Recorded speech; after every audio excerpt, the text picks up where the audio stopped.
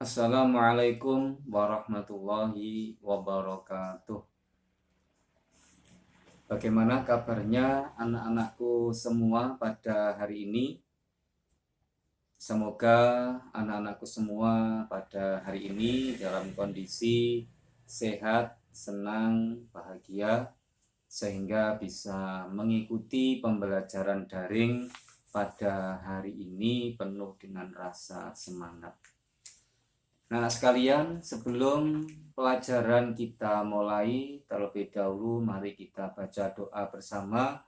Semoga belajar kita pada hari ini senantiasa mendapat limpahan rahmat dari Allah Subhanahu wa Ta'ala, dan ilmu yang kita pelajari menjadi ilmu yang manfaat barokah. Al-Fatihah. Bismillahirrahmanirrahim. Alhamdulillahirabbil alamin. Ar-Rahmanir-Rahim, Maliki Yaumiddin. Iyyaka na'budu wa iyyaka nasta'in. Ihdinas siratal mustaqim, siratal ladzina an'amta 'alaihim ghairil maghdubi 'alaihim waladdallin. Amin.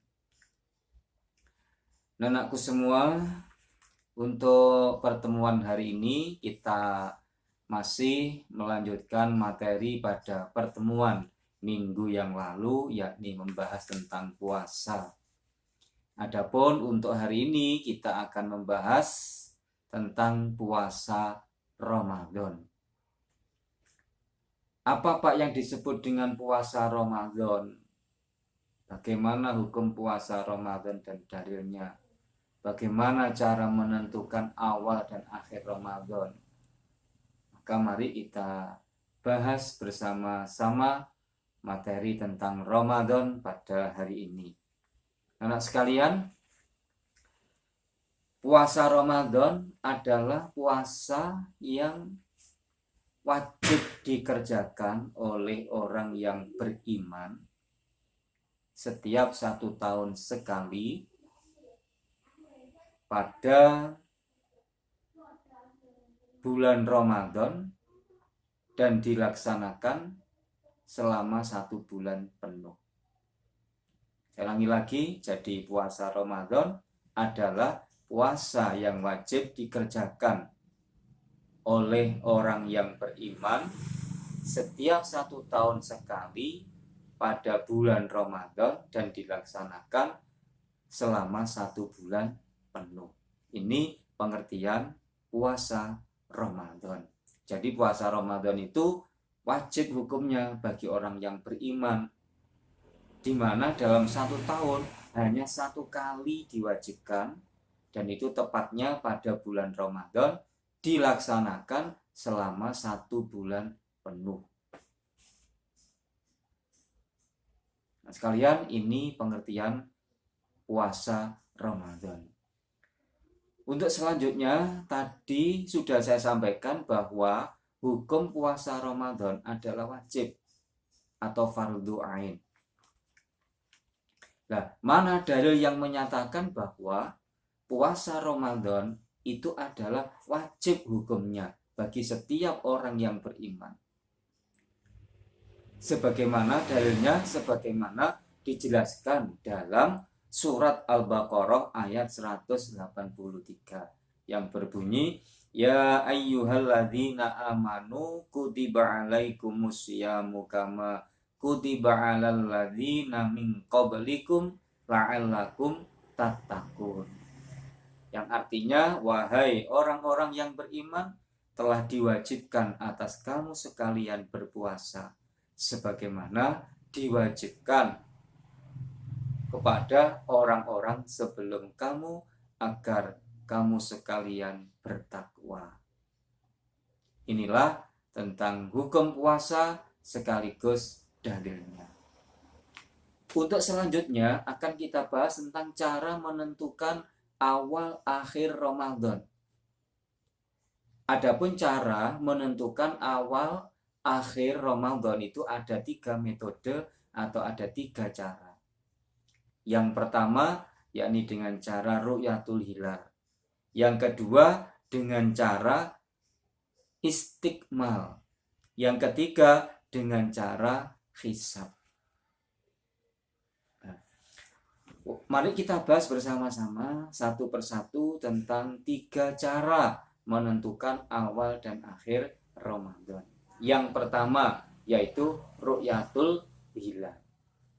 Apa Pak maksudnya ru'yatul hilal? Yaitu maksudnya melihat bulan secara langsung.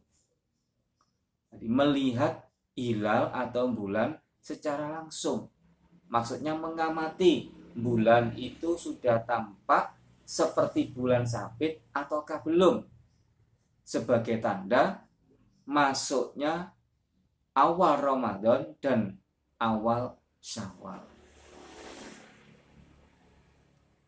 Karena dijelaskan dalam Al-Quran, faman syahida minkum syahra falyasum. Barang siapa di antara kamu sekalian yang menyaksikan akan adanya bulan Ramadan, maka haruslah berpuasa. Ini yang disebut dengan cara ru'yatul hilal, jadi melihat bulan secara langsung. Untuk metode yang kedua yaitu dengan cara istikmal.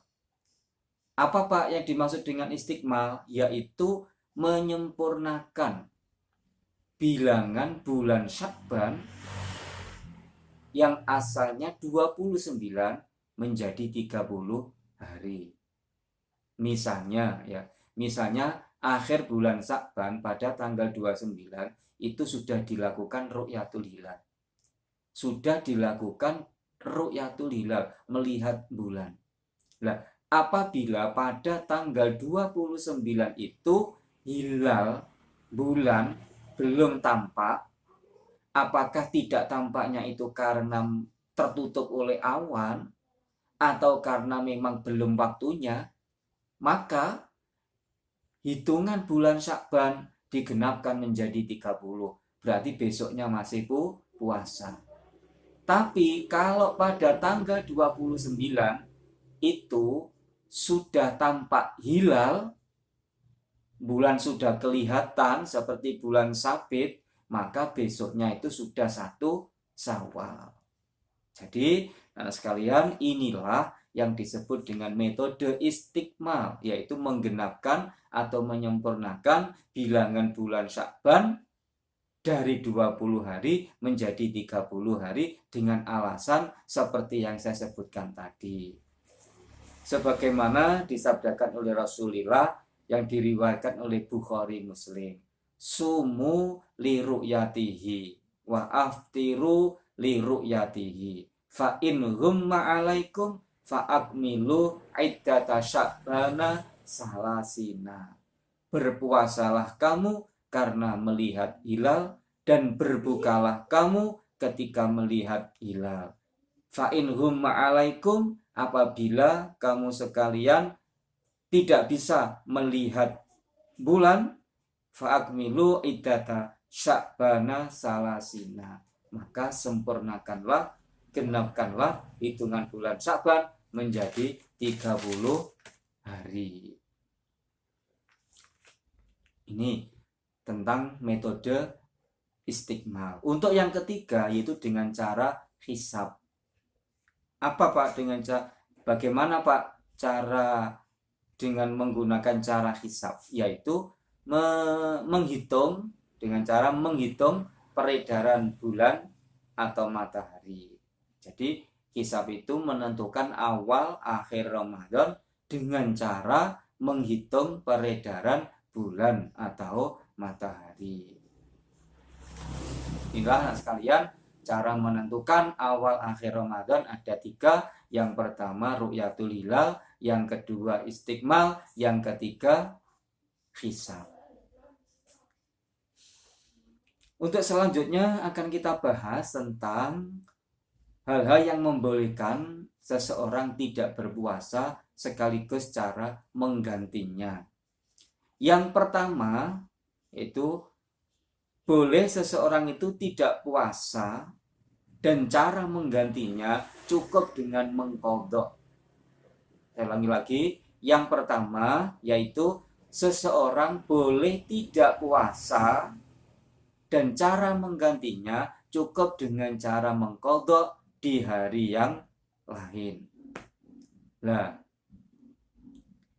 Yang termasuk dalam kategori ini siapa saja, Pak?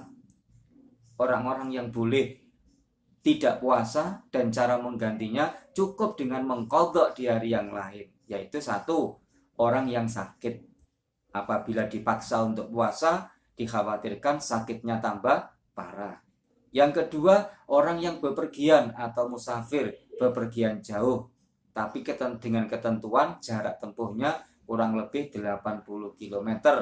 Seperti bepergian yang menjadikan diperbolehkannya jamak qashar, sama seperti itu. Sebagaimana firman Allah, "Faman kana minkum maridan aw ala safarin fa'iddatum min ayyamin ukhar." Jika di antara kamu ada yang sakit atau dalam perjalanan, maka wajiblah baginya puasa sebanyak hari yang ditinggalkan di hari-hari yang lain. Yang ketiga, wanita yang sedang haid. Wanita yang sedang haid ini boleh tidak puasa, tapi dengan mengqadha di hari yang lain sejumlah hari yang ditinggalkan. Yang keempat, orang yang sedang hamil, wanita yang sedang hamil atau menyusui, ini boleh tidak puasa. Dengan cara menggantinya cukup dengan mengqadha. Nah, khusus untuk wanita hamil dan menyusui ini ada penjelasan khusus. Ya. Dia wanita hamil atau menyusui boleh tidak puasa dan cara menggantinya cukup dengan mengqadha di hari lain itu kalau tidak puasanya itu karena khawatir akan kesehatan diri sendiri. Saya ulangi, wanita hamil atau menyusui boleh tidak puasa dan cara menggantinya cukup dengan mengqadha itu kalau tidak puasanya itu karena khawatir akan kesehatan diri sendiri. Nah, ini perlu penjelasan khusus. Tapi kalau dia tidak puasa itu karena khawatir kesehatan anaknya, kesehatan janin yang dikandungnya, bukan karena khawatir dirinya sendiri, maka dia wajib qadha dan juga wajib membayar fidyah. Nah, ini khusus wanita menyusui dan hamil. Jadi kalau tidak puasanya itu karena khawatir kesehatan anaknya, khawatir kesehatan janin yang dikandungnya, bukan karena dirinya sendiri, maka dia wajib mengqadha juga membayar fidyah di hari yang lain. Untuk selanjutnya, orang yang boleh tidak puasa tapi tidak wajib mengqadha cukup dengan cara membayar fidyah, yaitu 3/4 liter beras per harinya, atau sama dengan 1 mud. Nah, 1 mud itu sama dengan 6 on. Tuh ya, 6 on. Nah, siapa Pak orang-orang yang boleh tidak puasa dan cara menggantinya cukup dengan membayar fidyah, yaitu 6 on atau 1 mud, tidak usah mengqadha, cukup membayar fidyah, yaitu satu, orang yang sakit dan menurut dokter tidak ada harapan untuk sembuh. Sakit parah, menurut perkiraan dokter dia tidak akan sembuh. Yang kedua, orang yang sudah tua, lansia, tidak kuat untuk berpuasa, maka dia tidak wajib puasa, cukup dengan cara membayar fidyah sebanyak 1 mud per harinya atau 6 on per harinya. Untuk selanjutnya, amalan sunnah pada bulan Ramadan. Hal-hal yang disunahkan ketika bulan Ramadan. 1. Mengakhirkan makan sahur. Lebih baik diakhirkan sahurnya. Menyegerakan berbuka puasa, nek buka lebih cepat lebih baik. Berbuka dengan makanan atau buah yang manis-manis, nah, bisa kurma atau buah-buahan yang lain, minuman yang manis. Membaca doa buka puasa, bersedekah kepada orang yang berpuasa, memberi buka atau bersedekah apa saja. sholat taraweh, sholat witir, dan sholat sunnah yang lainnya. Iktikaf yaitu berdiam diri terus di dalam masjid dengan syarat-syarat tertentu. Yang terakhir, memperbanyak membaca Al-Quran, tadarus, mengajarkan membaca Al-Quran. Tuh, ini beberapa kesunahan yang disunahkan pada bulan Ramadan. Aku sekalian, inilah materi tentang puasa Ramadan. Semoga bisa dipaham oleh anak-anakku sekalian. Dan untuk selanjutnya akan kita lanjutkan pada pertemuan yang akan datang. Semoga apa yang kita pelajari pada hari ini mudah dipaham dan menjadi ilmu yang manfaat dan barokah. Mari kita tutup pertemuan hari ini dengan bacaan hamdalah. Alhamdulillah birabbil alamin. Assalamualaikum warahmatullahi wabarakatuh.